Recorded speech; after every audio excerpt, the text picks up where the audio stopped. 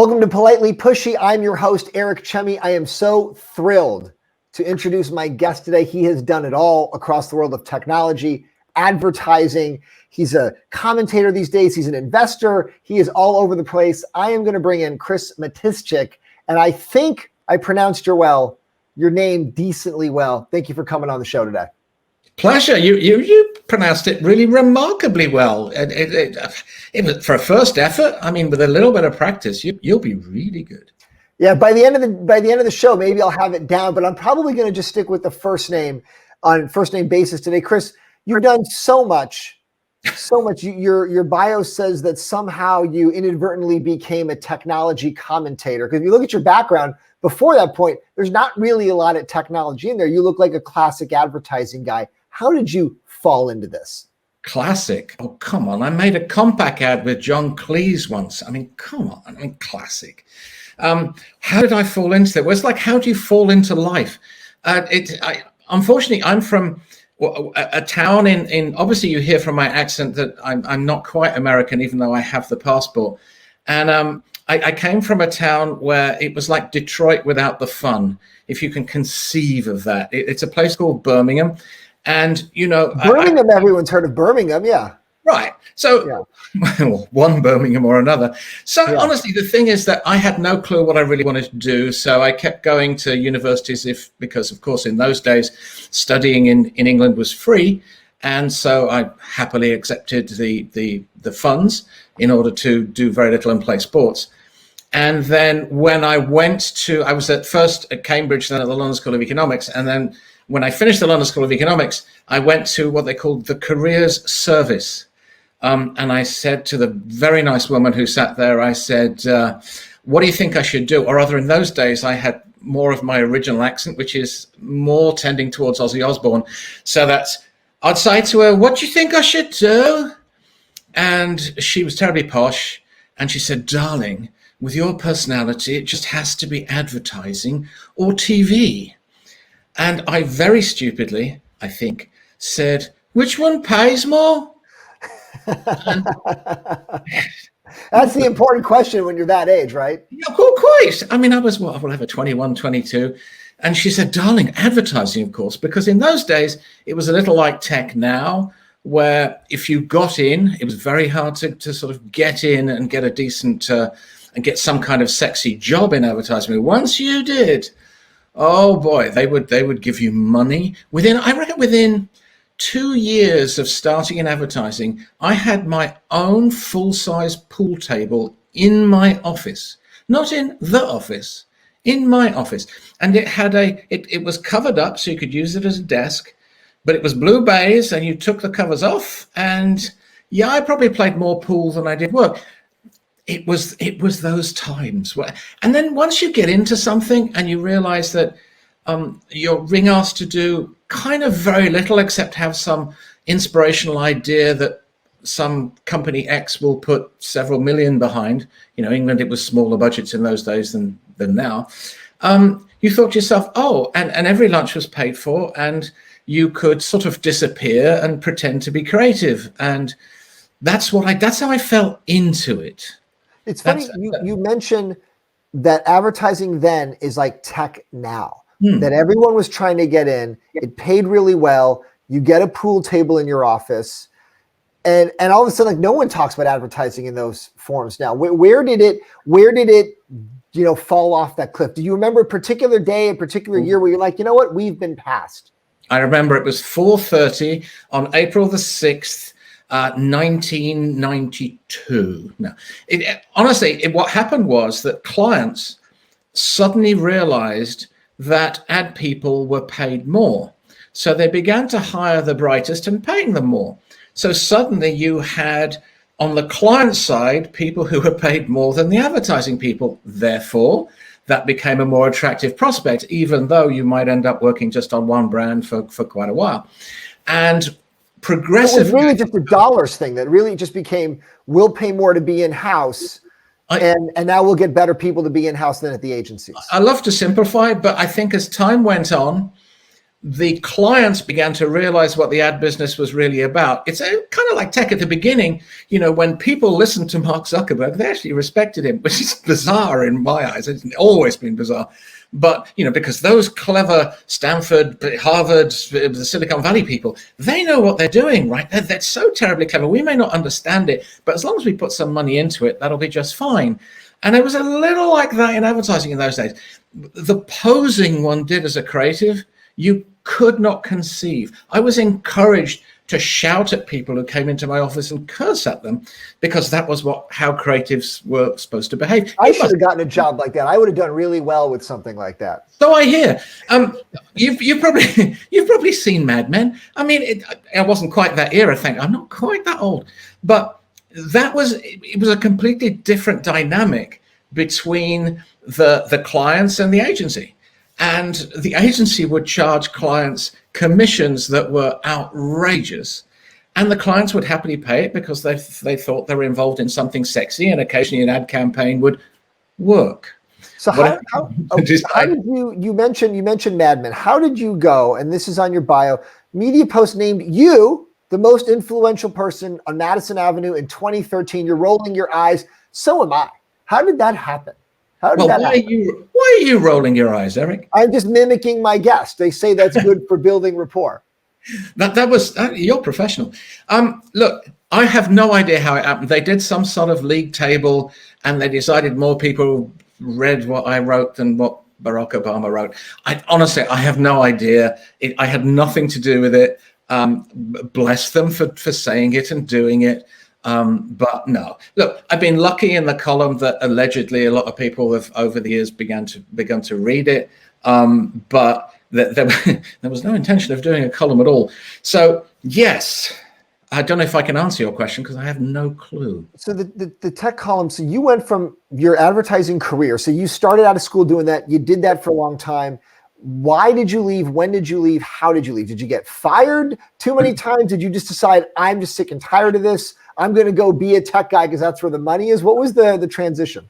Well, do you know anyone in advertising, Eric? Have you ever hung out with advertising people? I try to avoid them. I don't blame you. I actually did too, and that was part of my problem. How can I? I didn't actually. You work there. If you avoid everybody, you don't have a job. You have no network then. You can pretend you're creative, Yeah. I went from. I didn't love living in England. Dare I declare that? And that's how this country was founded. This country was founded by people who didn't want to live in England. So and bless it for that. But I grew up in a very Polish atmosphere, which is kind of emotional, and we express that. And the English, have you met any English people? Well, it's a slightly different dynamic. So a lot happens behind your back, and they do talk sometimes, and their lips don't move. And suddenly stuff happens and you don't realize. I just wasn't attuned to English culture because I hadn't grown up in it. We spoke Polish at home. We didn't even have English people in the house. So it was just very different for me. So as soon as I could, I went through several ad agencies in England, but as soon as I could, I left the country. And what I learned was that if you work in different countries, you get to see a hell of a lot that's very different from what you were taught in those days in advertising culture in England, which was no other country matters. America is staggeringly stupid. You want a gold Clio? Who cares? That's not a British award. No one cares about that. So you get a different perspective, especially if you grow up foreign, by leaving England and not returning quite as often. And so I went to Asia first. I worked in Singapore for 2 years. And then I actually went to Warsaw, where I masqueraded as being able to speak the language, which was utterly untrue. I had a few smatterings of pre-war Polish handed down from my parents, which I'd mostly forgotten. And Warsaw, I was very lucky. I had the time of my life there. It was an absolutely extraordinary experience that I would never have conceived would be possible. And after 5 years there, I got offered a job in California, and I thought, California, that's sunny. I like sunny. And that's how I ended up here. So in the end, I think your question a while ago was, how did I transition? There was no intentional, there has never been any intentional transition in my life in any way whatsoever. What happened was that the higher up I got in ad agencies, the more it was about politics. And as you can probably tell already, I'm not very good at that. So look, what happened was that once I realized, probably too late, that corporate America, well, corporate world, well, it wasn't quite what I wanted to be at. You know, I had the lovely office in New York looking out over Macy's. The Thanksgiving Day parade went by. It just wasn't for me. And you know, some people love it. Some people, you've done corporate life, Eric. You know what it's like. It isn't for everybody. And so I came back here intending to pause and maybe play a bit of golf.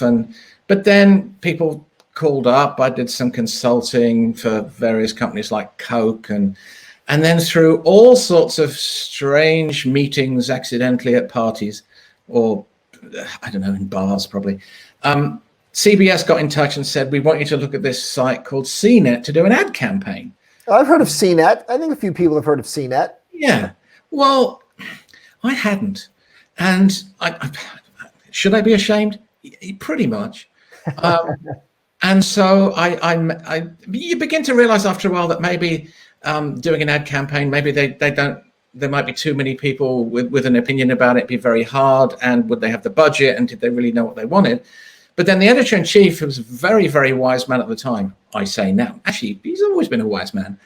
And he said to me, what do you think of the site?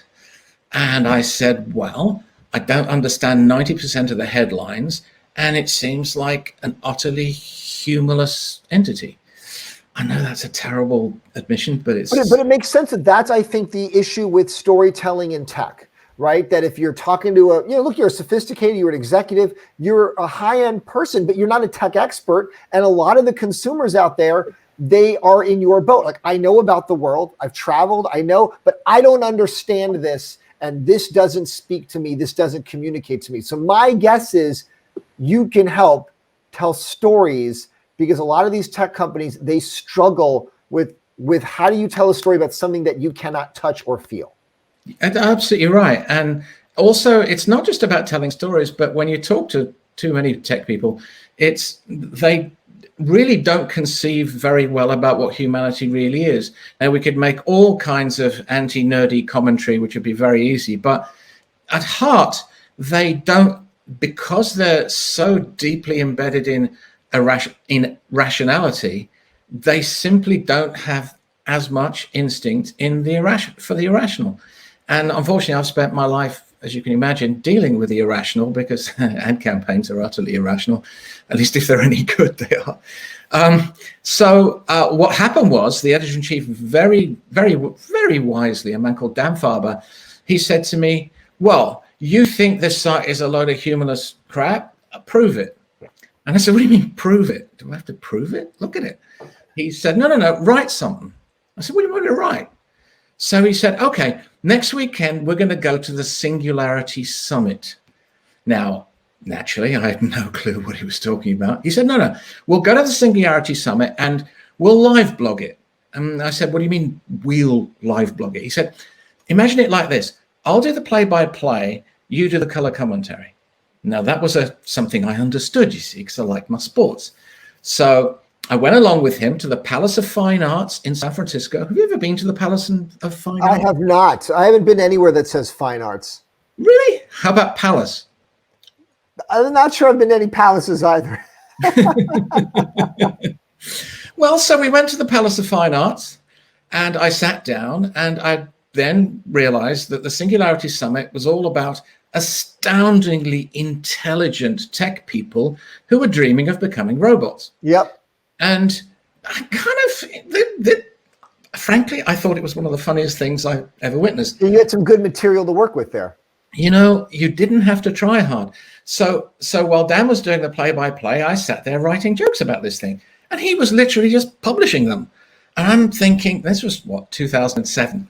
And I'm thinking, this is something I hadn't done before. Because you've got to remember, in advertising, 99% of what you create, at least, never sees the light of day. And the more you carry on and the less good luck you have in an ad campaign getting sold to one client or another for one reason or another, that can be immensely frustrating. And here was this man saying, write me some jokes and I'll publish them right now and people will see them. And that, to a writer, that was pretty good. And Talk so about that. I want to stop you there. You mentioned a very good point. 99% of the work, who knows what the numbers, but basically all of the work doesn't get seen, right? What we actually see as consumers is this just small fraction of the work that you've done. And you guys, your teams, people spending hours and months and years, that has to be frustrating because you don't really know what, if you had to pick the 1 out of 100 pieces of content you're going to roll out, you don't really know that that's going to be the best one. You're making an educated guess, but maybe choice number 7 was actually going to be the one that went viral, and you'll never know. Well, it's not even then. It wasn't even about going viral, because think about corporate structures. What you have, if you're a creative team, you have an immediate boss who then has another immediate boss who then has another immediate boss. And only then do they decide even what's going to be presented to the client. And then imagine the beautiful mirror at the client end. The client, the marketing person, has their boss, and then there's other boss. And that other boss at the end might only see the work that all the others like at the very last minute and say, yeah, I don't really like that. So if they had seen all 100 choices in the first place, maybe they would have picked something different. But it certainly, in my experience, in all the time I spent in agencies, it just didn't work that way. There's too many people that can say no, but only one person who can say yes. So it causes very safe outcomes. Risky, bold moves never actually get through. I think that's absolutely right, especially in America, because the numbers are so much bigger. The budgets are so much bigger. And so the risk of spending X amount when most CEOs don't understand the purpose, and most CFOs certainly don't understand the purpose of advertising, marketing, or dare I say it, PR, it becomes a very, very, personally, I found it kind of debilitating after a while. It was not my idea of enjoyment to spend the rest of my life doing it. So clearly I failed at the political machinations and a lot besides, but yeah, I was, and so that's how the column came out, because after the first effort, Dan was very clever and said, can you do another one? And then he said, well, why don't you write a regular column? I'm thinking he's joking, right? So I started writing, I don't know, once a week, I guess, in those days. And then quite naturally, because the internet was now, a big thing, I got hate mail and death threats. Death threats? Why would you get death threats? For making jokes about the Large Hadron Collider. Yeah, one must not make jokes about the Large Hadron Collider. It's bad form. I can see death threats in sports and in politics. It's hard to see death threats about this type of content. And honestly, I've had people send me notes that they hope my children die of COVID, and it's not. That's rough. That's a little extreme. Well, but that's what happens, and I didn't understand kind of what I was, as has happened in a lot of my life. I haven't really understood what I was going into. Same as the sad boy from Birmingham going to advertising, hadn't got a clue what was going on. And it's similar with this, because, yeah, maybe I can put words together and make them make sense from left to right. But I had no real appreciation of, the time I couldn't even format Microsoft Word. I mean, I'll tell you what, I still have a few issues, but it was not something that I expected. And so what happened over time, when people ask me about this, I say, well, it was like China's Great Leap Forward. It was like hundreds of thousands of tech people suddenly got the joke at the same time. And more readers just sort of flooded in, for which I'm extremely grateful. So I did 10 years on CNET and then moved over to ZDNet. It's the same thing. It's still called Technically Incorrect. And don't ask me what it is, but I'm very fortunate to have editors who either think what I write is funny or works or both, and they let me do it. So, and in answer to your question of about 114 minutes ago, Howard Raucus LLC is the company that I am president of and work through when I'm consulting on the advertising side, on the communication side, and that kind of stuff. So I keep the two things separate. What do you see right now in terms of technology companies and their misunderstanding of how to tell stories, how to take advantage of that PR, marketing, advertising ecosystem? And we see it now, right? All the startups from your time, let's say in 2007, now they're being brought in front of Congress to testify why their algorithms are taking over the world. So they used to be the lovable young guys, and now they're the hated big brother. They have some storytelling help that they could use from you, is my guess. Well, look, at the time when you're talking about 2007, 2008, 2009, you're right. Everybody was in love with them. But here's the thing. They never felt the need to tell any stories. Facebook and Google became famous. I occasionally do speeches, and one of my first things when I talk to ad people, I say, do you remember that brilliant first campaign Facebook did to launch their product? They must have spent 500 million behind that thing. It had the baby and the dog, and then it had the clown. And the same for Google. These companies didn't become famous, big, or anything on the back of any storytelling whatsoever. No advertising, no marketing. In fact, Larry Page and Sergey Brin, they had contempt for advertising. They would almost sneeringly talk about the people at Google who brought in the money. It's an advertising company. That's what it is. Yet, you're absolutely right that only over time, and I think perhaps among the more successful of those was Google, because they began to realize that getting some of these ad people in, and of course that's what happened. They started hiring ad creative directors to work inside Google. And they began to learn how powerful storytelling can be in being able to actually hook emotions, to actually make people feel something that they want to feel about a brand, as opposed to just stand there arrogantly and say, we know the future, stand back, we're building it. And by the way, we're making the world a better place. No, we're not going to define better. We say it's going to be better because we say it's going to be better and we're the future. So do you think, when you're advising companies about how do they tell their stories, do you give the sense of, or do you say you need to be constantly telling your story? Because if you wait too long and you just get big and then the story's been created for you, you can't now change the story later. First impressions, that's all it is. If you think about Google, the first thing if I say to you, what's Google? Search engine, right? I don't care what else they do, search engine. What is Amazon? Selling crap online. It doesn't matter what else they do. There's a one phrase story that we associate with these companies. And once it's attached, I don't think you can ever take that away. I think in time, especially if the business changes, the leadership changes, and the communication changes, and they all work in concert, then maybe you can certainly chip away at changing some of those images. But you're absolutely right. My kind of favorite example, just because it entertained me, was I was working for a very small tech company, and they really didn't know what to do, and they were all into sort of AI stuff. But one of the co-founders was relatively quite human, and I'd known him for a long time. He said, look, why don't you and I make a little film to get these people to understand what the real story of the company is?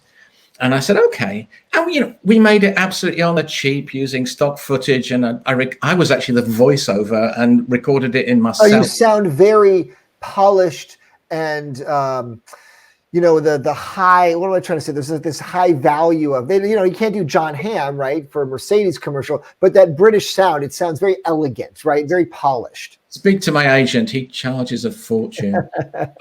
So we made this thing, and then they asked me to go to a meeting, and I sat in the meeting for probably 2 hours as they angsted over stuff I didn't understand.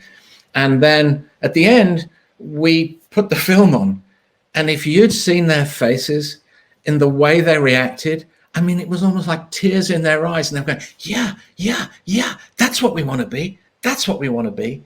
So yes, because I just told a story about them, which I'd written on the basis of relatively little information about them because they were projecting into the future. But you're absolutely right that to decide and to understand the importance of telling the story, and there are so many different ways of telling a story, is something that just isn't instinctive to, I want to say all tech companies, but certainly the vast majority.